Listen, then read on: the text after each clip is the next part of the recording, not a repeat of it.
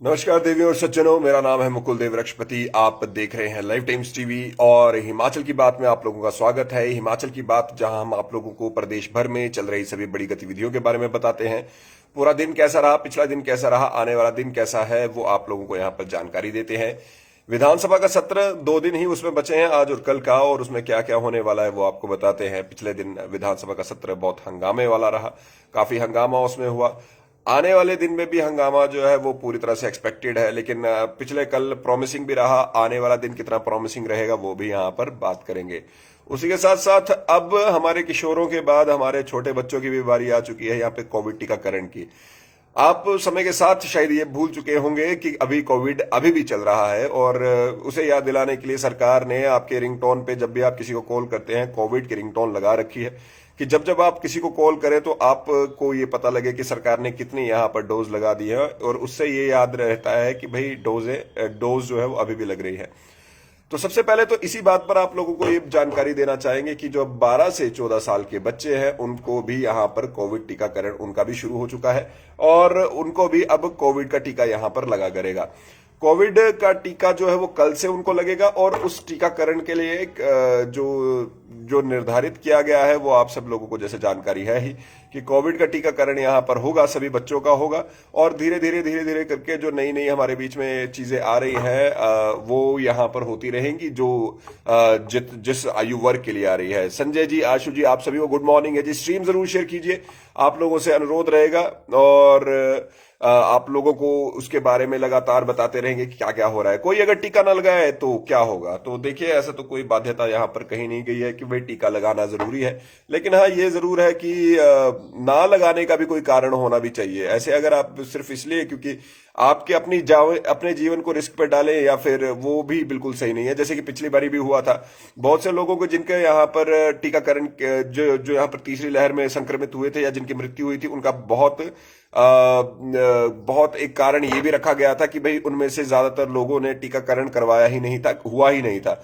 बहरहाल अपनी अपनी चॉइस है, जबरदस्ती कोई कुछ नहीं कर सकता। वो सरकार ने ऐसा कुछ भी नहीं किया हुआ है कि भाई जबरदस्ती कुछ होगा, लेकिन फिर भी जो छोटे बच्चे हैं उनके टीकाकरण की बात आप लोगों को बताते हैं। तो जो 12 से 14 साल के बच्चे हैं, 15 से 18 तक तो हो चुके हैं, लेकिन 12 से 14 साल के बच्चों को और यहाँ पर टीकाकरण की बात यहाँ पर होगी। उससे साथ साथ ही 60 साल से अधिक उम्र के बुजुर्ग अगले कल से, आने वाले कल से हमारे बीच में कोविड का टीकाकरण करवा सकते हैं। आप लोगों को बता दें कि 15 साल से उससे ऊपर के बच्चों में से 9 करोड़ बच्चों के आसपास को यहाँ पर टीका लगा है, और अब जो है 12 से 14 साल के आयु वर्ग पे 7 करोड़ के आसपास के बच्चों को यहाँ पर टीका लगेगा। आपको ये भी बता देते हैं कि देखिए, इससे 12 से 14 साल के ये जो टीका लगाया जा रहा है, ये इसके साथ एक बार फिर से मैं बता दूं कि 60 साल के लोगों को भी यहाँ पर हमारे बीच में जो बूस्टर डोज है वो भी लगाया जाएगा। तो जिनको भी यहाँ पर अभी तक टीका नहीं लगा है वो प्लीज यहाँ पर अपना टीकाकरण अवश्य करवा ले। फिर से, जैसे कि हमारे एक भाई पूछ भी रहे हैं, किसी भी प्रकार की कोई वो नहीं है कि आपको अनिवार्यता उसकी नहीं है, लेकिन उसका मतलब ये नहीं है कि आप ना लगवाएं। क्योंकि देखिए, दो चीजें यहां पर रहती है कि एक तो अपनी सुरक्षा तो आपकी होगी होगी, आप ठीक रहे वो तो अच्छी बात है ही है, लेकिन उसी के साथ जो बाकी लोग हैं उनका भी ठीक रहना आपके ठीक रहने से बहुत ज्यादा निर्भर करता है। आपने नोटिस किया होगा टीकाकरण के बाद से जो केसेस है वो कम हुए हैं, और अब ये मानना कि भाई वो टीकाकरण की वजह से नहीं हुआ है तो उसमें कोई एक समझदारी नहीं दिखती। ये तो सीधा सीधा दिखता ही है कि भाई वो टीकाकरण के होने की वजह से ही ये हुआ होगा। और जो अभी है हमारे बीच में केसेस, हिमाचल प्रदेश की बात करें तो कम है, हिमाचल प्रदेश से बाहर की बात करें तो भी कम है। तो ये सारी चीजें अभी हमारे बीच में चल रही हैं। तो मैं तो यही कहूंगा कि टीकाकरण अवश्य करवाएं, बच्चों का भी टीकाकरण करवाएं। और हाँ, अगर कोई एलर्जिक है या कुछ और है जो पहले से हमारे बीच में यहाँ पर हमें जो पहले से ही एक थोड़ी सी सतर्कता बरतने की बात की गई है, उसके बारे में जरूर अपना पहले डॉक्टर से एक बार संपर्क कर लें। अरे भाई जी, मैंने दोनों डोज लगाए, मुझे साइड इफेक्ट्स हुए हैं। तो इसके बारे में प्लीज डॉक्टर के पास आप गए कि नहीं गए? डॉक्टर के पास जाइए, वहां पर बात कीजिए। यहाँ पर बात करने का कोई फायदा नहीं होगा। डॉक्टर्स अगर ये बताते हैं भाई जी इस तरह के साइड इफेक्ट्स आपको हुए हैं, तो उसको बारे में भी उनको पता होना चाहिए कि इस तरह के सर्टिफिकेट इफेक्ट्स हो सकते हैं या नहीं हो सकते। जैसे कि मैंने जब पहली डोज लगवाई थी तो मुझे बहुत तेज बुखार आया था, सर्दी लग रही थी इवन इवन मुझे बार बार, तो मुझे समझ नहीं आया था कि क्या हुआ है। लेकिन बहरहाल पहली बार में ऐसा हुआ, दूसरी बार में इस तरह की कोई चीज हमारे बीच में नहीं हुई, और अभी तो बूस्टर डोज दूर है, मई के आसपास का उसका समय है और उसे भी हम लगवाएंगे। सभी को गुड मॉर्निंग है जी, आप सभी लोग यहाँ पर गुड मॉर्निंग। लेकिन उसी के साथ फिर से कहेंगे, कल से बच्चों का 12 से 15 साल के बच्चों का यहाँ पर कोविड टीकाकरण होना शुरू हो जाएगा।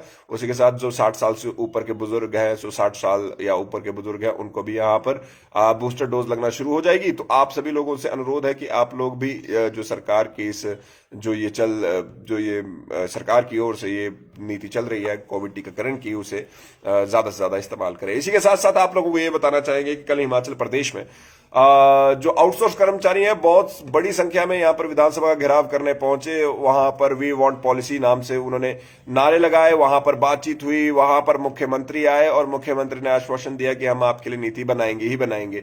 हालांकि कुछ नया नहीं हुआ है, लेकिन लोगों के लिए ये बहुत बड़ी बात है क्योंकि मुख्यमंत्री जी ने ये बोला है। और जब ये बात हो ही रही है तो ये बात भी यहाँ पर सामने आती है कि मुख्यमंत्री बाहर आए, उन्होंने बातचीत यहाँ पर की और वहां पर पहले वी वांट पॉलिसी के नारे लग रहे थे, फिर उसके बाद जय श्री राम के नारे लगना शुरू हो गए। तो आउटसोर्स कर्मचारियों के लिए पॉलिसी का आश्वासन यहां पर मुख्यमंत्री द्वारा ही दिया जा चुका है और आने वाली अभी एक कैबिनेट हमारे बीच में संडे को भी यहां पर प्रस्तावित है। तो इन सबसे ये पता चलता है, ये अवश्य लगता है कि आने वाले समय में हमारे बीच में जो लोग हैं उन लोगों के लिए ये फायदेमंद रहने वाला है, क्योंकि देखिए जी पॉलिसी भी बन जाएगी और जो सेटलमेंट है वो भी यहाँ पर एक तरह से हो जाएगी उन लोगों की। हाँ, नियमितीकरण होना उसमें मुझे नहीं लगता कि आसान होगा कि नियमितीकरण वहां पर किया जाएगा, नियमितीकरण नहीं हो सकता। लेकिन आउटसोर्स कर्मचारियों पर जैसे यहाँ पर सुरेश भारद्वाज जी ने भी कहा था, जो शहरी विकास मंत्री हैं, कि जो जितने भी लोग हैं अब आगे से अगर इस तरह की कोई पोस्ट निकलेगी तो पहले ही वहां पर बता दिया जाएगा कि भाई 2 साल के लिए इस पोस्ट पर आप काम कर सकते हैं, उसके बाद यहाँ पर काम जो है वो नहीं किया जाएगा। अगर 2 साल से ज्यादा वाले लोगों के लिए होगा तो वहां पर पॉलिसी का निर्माण किया जाएगा, जो बनाई जाएगी, ऐसा उन्होंने यहाँ पर कहा था।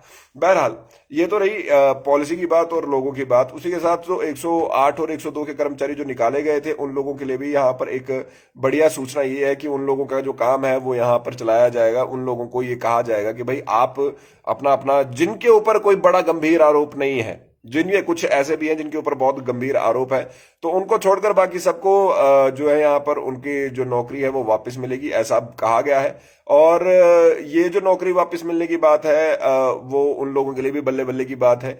उसी के साथ बल्ले बल्ले की बात हो रही है तो विधायकों की भी यहाँ पर बल्ले बल्ले हुई है, क्योंकि अब विधायक अगर प्रदेश से बाहर जाते हैं, चाहे मंत्री विधायक या कोई भी, तो वो लोग कम से कम 7500 रुपए तक का, अगर गेस्ट हाउस में उन्हें कमरा नहीं मिल रहा है तो वो 7500 रुपए तक का कमरा यहाँ पर होटल में, निजी होटल में ले सकते हैं। इसके साथ साथ हिमाचल प्रदेश की यदि बात करें तो हिमाचल प्रदेश में राज्यसभा के जो है चुनाव है वो यहाँ पर प्रस्तावित है। राज्यसभा के चुनावों की अधिसूचना आ चुकी है। जो आनंद शर्मा जी है, कांग्रेस के दिग्गज नेता है, नेता प्रतिपक्ष भी रहे हैं राज्यसभा में, वो अभी इस समय पर उनकी जो सीट है राज्यसभा का, उनका कार्यकाल जो है वो खत्म होने को है। 6 साल का ये कार्यकाल रहता है राज्यसभा में। जो बच्चे यहाँ पर यूपीएससी की तैयारी कर रहे होते हैं या फिर जो लोग इसके बारे में जानते हैं तो उन्हें ऑलरेडी इसकी जानकारी होती है। तो ये जो 6 साल का कार्यकाल है वो समाप्त होने वाला है। तो आपको बता दें कि अधिसूचना सोमवार को ये जारी कर दी गई है और शिमला सीट के लिए मतदान 31 मार्च को सुबह 9 बजे से 4 बजे तक रहेगा। इसकी मतगणना के नतीजे फिर घोषित किए जाएंगे। और यहाँ पर राज्यसभा सांसद जो कांग्रेस के हमारे आनंद शर्मा जी, उनका कार्यकाल यहाँ पर 2 अप्रैल को पूरा हो रहा है। तो 31 मार्च को यहाँ पर अगले के लिए यहाँ पर तैयारी होगी। नामांकन पत्र 21 मार्च तक दाखिल किए जा सकते हैं, छटनी 22 मार्च तक होगी और नामांकन पत्र वापस 24 मार्च को ले सकेंगे। तो 2 अप्रैल को चुनाव प्रक्रिया ये पूरी होगी और विधानसभा के ये चुनाव विधानसभा सचिव जो हिमाचल प्रदेश विधानसभा के सचिव है वो चुनाव अधिकारी रहेंगे और उप सचिव सहायक चुनाव अधिकारी इसमें होंगे। आप सभी लोग जो यहाँ पर जुड़े, आप सभी लोगों के लिए यहाँ पर जुड़ने के लिए बहुत बहुत धन्यवाद। लाइफ टाइम्स टीवी देखते रहें। जय हिंद।